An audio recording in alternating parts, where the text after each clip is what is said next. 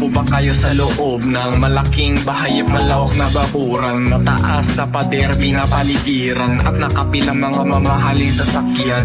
Mga patay na laging bulong ng bulong, wala namang kasal pero marami yan nakabarong. Lumakas man ang ulan ay walang butas ang bubo, mga plato at kutsara na hindi kilala. Ang tutong at ang kanin ay puting ang gatas na nasa kahon. Kahit na hindi pasko sa lamesa ay may hamon. Sarap siguro manirahan sa bahay na ganyan. Sabi pa nila ay dito mo rin matatagpuan ng tao na nagmamay-ari ng isang upuan. Pag may pagkakatao'y pinag-aagawan, kaya naman hindi niya pinakakawalan. Kung makikita ko lamang siya'y aking sisigawan.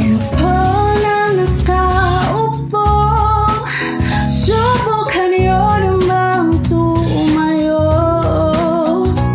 At baka matanaw, at baka matanaw na niyo ang tunay na kalagayan ko.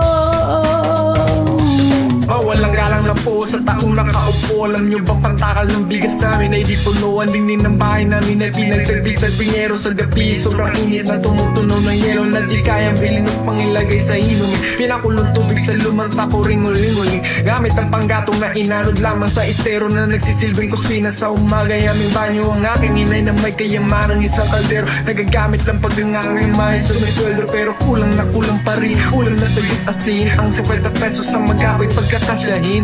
Di ko alam kung talagang maraming harang o mataas lang ang bako doon. Nagbubulag-bulagan lamang po kayo. Kahit sa dami ng pera nyo, walang doktor na makapagpapalinaw ng mata nyo. Kaya Huwag kang masyadong halata, bato-bato sa langit. Matamaan, huwag magalit. Bato-bato sa langit. Ang matamaan ay huwag masyadong halata. Huwag kang masyadong halata.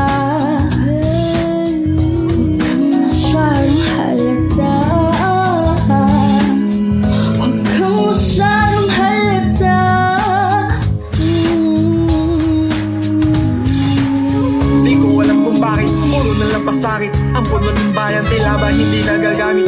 O baka naman ang kalat ay sadyang winalis sa ilalim ng upo ay makapal na bani. Katotohanan isiwalat sa madlay, ihatid ating buksan ng isip sa daing makinig hanggang sa masamit at tuloy ang pabigat sa upuan ay ating mayanig. Yeah.